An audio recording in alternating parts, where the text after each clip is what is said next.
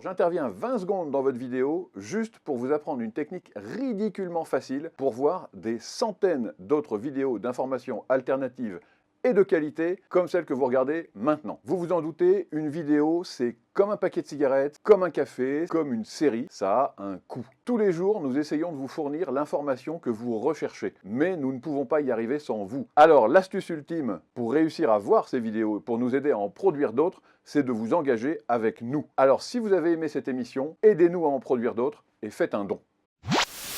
Indépendance totale. 7h, 10h sur Radio Courtoisie, ligne droite, Corentin Périni. Aujourd'hui, vous nous parlez du projet de loi immigration ou de régularisation, entre guillemets, et vous dites, mais de qui se moque finalement Gérald Darmanin, parce que ce projet de loi d'immigration devait être discuté à l'Assemblée nationale. Oui, Corentin, vous faites bien de parler au passé, puisque Gérald Darmanin s'est pris une claque monumentale lundi, alors que le texte devait déjà être discuté à l'automne 2022. Il n'a cessé d'être repoussé. Nous sommes à la fin de l'année 2023, et après de nombreuses négociations, il arrive enfin sur la table, mais pas pour longtemps, puisqu'il est balayé d'une motion de rejet préalable le jour même de sa présentation en hémicycle. Alors je vais rappeler pour nos auditeurs le parcours de ce texte. D'abord amendé et voté au Sénat, les Républicains avaient notamment remplacé l'AME, l'aide médicale d'État réservée aux clandestins, on marche quand même sur la tête, par une aide médicale d'urgence seule. Les députés de la majorité espéraient bien sûr revenir au texte d'origine en dépit des amendements des parlementaires de la Chambre haute. Ça a été le cas dans un premier temps en commission des lois, mais manque de peau pour eux, ce texte a ensuite été rejeté dans son ensemble ce lundi. Alors c'est un vote inédit qui a rassemblé l'ensemble des partis d'opposition de la NUPES au Rassemblement national. Emmanuel Macron, bien sûr, a fustigé une alliance contre nature. Et c'est vrai que c'était inattendu, c'est le moins qu'on puisse dire. Alors vous dites, Marie, quand même que c'est historique. Oui, d'un côté, la droite reproche au projet de favoriser la régularisation des travailleurs clandestins. Et d'un autre côté, la gauche dénonce une loi répressive. Et finalement, ce sont 270 voix d'opposition qui font bloc contre 265. Quand on sait que la majorité parlementaire est à 268 voix, c'est vraiment de justesse que ce texte a été rejeté. Mais pour autant, ne nous emballons pas trop sur ce que certains qualifient de victoire. Notre chroniqueur Damien Rieu l'a très bien dit sur X, anciennement Twitter, cette non-loi reste un non-événement. Savoir si l'on sera remplacé légalement ou illégalement dans 20 ans ou dans 21 ans, finalement, qu'est-ce que ça change ? Parce qu'en fait, derrière ce texte, c'est ça qui est en jeu. Le remplacement de tout un peuple minutieusement organisé, sinon permis en toute complicité.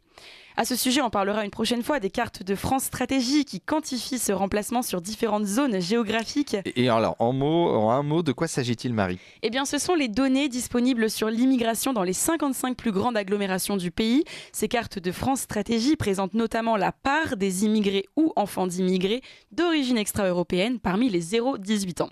Ce sont donc des indicateurs non négligeables du poids démographique de l'immigration, allant des banlieues parisiennes à Marseille, Limoges ou Rennes et sa métropole. Mais pour revenir sur l'aspect strictement juridique de la question migratoire, le droit des étrangers en France a été réformé 18 fois en 25 ans, 29 fois depuis 43 ans et même 117 fois si l'on remonte à l'année 1945. Les objectifs sont simples, contrôler soi-disant les flux, intégrer sans succès les personnes et accélérer toujours plus les procédures. Mais alors justement, qu'est-ce qui pose problème avec ce nouveau texte ? Eh bien, cette loi immigration est peut-être le projet le plus abouti de régularisation massive de clandestins depuis 25 ans. L'article 4 bis prévoyait l'obtention d'une carte de séjour pour les immigrés illégaux travaillant dans ces fameux métiers en tension. Une vague de régularisation longue de 2 ans jusqu'à fin 2026, date de fin de validité de l'article. Rien que ça. Donc on a des clandestins en France qui ont enfreint la loi puisqu'ils se retrouvent sur notre sol en toute illégalité et nous choisissons de les régulariser, voire à terme de les naturaliser. C'est à la fois immoral et suicidaire. Une bonne mesure toutefois dans ce texte, tenez-vous bien quand même, les clandestins ne pourront plus bénéficier d'une remise de 50% sur les titres de transport en commun. Oui, vous avez bien entendu, jusqu'à présent c'était possible sous condition de ressources. Et voilà les mesures de pseudo-fermeté que vous pouvez retrouver dans la loi. Bon, plutôt que de l'appeler loi pour contrôler l'immigration et améliorer l'intégration, c'est l'intitulé complet, oui, nous pourrions l'appeler loi de régularisation. C'est bien cet article qui pose principalement problème et explique la mobilisation de la droite pour balayer le texte du gouvernement. Alors le texte n'est pas encore aux oubliettes, pour autant, Marie, l'exécutif a annoncé une commission mixte paritaire pour trouver un compromis. Commission mixte paritaire. C'est J'adore, ça, j'aime et beaucoup le oui, au lieu de reconnaître platement leurs manquements sur ce texte décisif, l'exécutif ne lâche pas et veut sauver sa loi. Emmanuel Macron, de son côté, a refusé la démission de Gérald Darmanin et selon lui, c'est un comble. Ce sont bien sûr les parlementaires les fautifs dans l'histoire. Écoutons ces quelques mots au micro de BFM TV hier matin. Je regrette profondément que nous perdions du temps pour protéger les Français. Et je veux vous dire la motivation extrêmement forte qui est la mienne pour obtenir des mesures contre l'immigration irrégulière, contre la délinquance étrangère le plus rapidement possible. Mais pardon, c'est de notre faute en plus si ce projet de loi n'apporte aucune solution à l'insécurité dans ce pays. On fait perdre du temps à l'exécutif qui veut nous protéger. Mais pardon, monsieur le ministre de l'Intérieur, c'est vrai que vous êtes le ministre de la lutte acharnée contre l'immigration irrégulière, de l'exécution des OQTF et de la préservation de nos frontières. Alors, je vous connais un peu, Marie, et je vous sens un peu ironique. Et pas qu'un peu ce matin, Gérald Darmanin, c'est le pire bilan migratoire jamais effectué. Mais il a en plus le culot de nous donner des leçons. Alors, le pire bilan. C'est simple, Gérald Darmanin, c'est 500 000 entrées légales par an sur notre territoire, soit l'équivalent de la ville de Toulouse chaque année. Gérald Darmanin, c'est 6,5% des OQTF exécutés quand c'était 17,5% sous Hollande, soit 2,7 fois plus. Gérald Darmanin, c'est surtout 2 fois plus de chances pour un clandestin d'être régularisé qu'expulsé. Je ne sais pas si vous vous rendez compte, on parle d'environ 15 000 expulsions pour 30 000 régularisations chaque année. Gérald Darmanin, c'est aussi la mort de Lola, de Enzo, de Thomas et de centaines d'autres innocents victimes de sa politique d'immigration meurtrière. Gérald Darmanin, c'est bien sûr l'Ocean Viking à Toulon, la capitulation de la France pour ses frontières, le seul pays au monde où l'on empêche les clandestins de partir dans un autre pays comme à Ouistreham.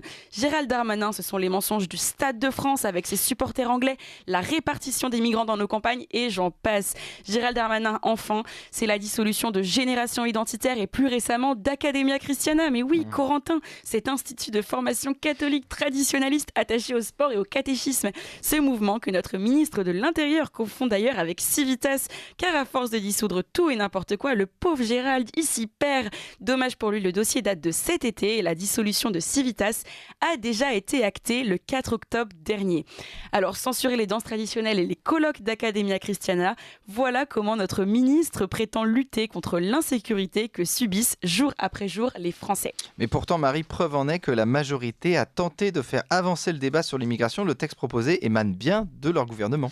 Les macronistes, vous savez, veulent défendre les Français sur le papier et uniquement quand ils pensent comme eux. Vraiment, ce texte est écrit au mépris de tout le peuple français. Regardons un peu les sondages d'opinion sur la question. À rebours de ce qu'on lit parfois, l'immigration fait réellement consensus dans la population.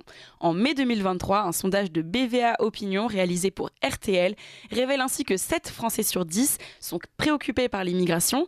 Un mois plus tard, 65% jugeaient, je cite, que notre pays compte déjà beaucoup d'étrangers et accueillir des immigrés supplémentaires n'est pas souhaitable. Si on remonte à 2018, une étude IFOP pour le JDD, AJC et la Fondation Jean Jaurès donne à 90% la part des Français selon qui l'immigration joue un rôle plutôt négatif pour l'avenir du pays à long terme. 83% pour les questions de laïcité et jusqu'à 91% en matière d'insécurité. Et alors, que pensent les Français de la gestion de l'immigration par le gouvernement ? Eh bien, de ce côté-là, le résultat est sans appel. Figurez-vous que 3 Français sur 4 ont une mauvaise opinion de la politique du gouvernement en matière d'immigration. C'est ce que nous dit une récente étude réalisée par Odoxa pour le Figaro. À la question « Quelle opinion avez-vous de la politique du gouvernement en matière d'immigration ?» Seuls 2% des sondés ont répondu avoir une très bonne opinion. Alors, ce que nous attendons, Corentin, sur un sujet aussi crucial que l'immigration, ce n'est pas quelques mesurettes de plus, mais que l'on écoute enfin notre voix. Les Français attendent en vain un référendum qui ne vient pas. Pour finir, Corentin, le projet de loi a apporté tout de même une innovation que je me dois de mentionner. L'article 1A introduisait l'obligation d'un débat parlementaire annuel sur la politique d'immigration. À défaut d'un vrai référendum sur la question, notons que les débats auraient tout de même pu être intéressants. Et on espère qu'un jour, ces débats pourront être à l'Assemblée nationale et aller dans le bon sens. Merci Marie Falicon, vous serez avec nous en zone libre tout à l'heure. À tout de suite. À tout de suite.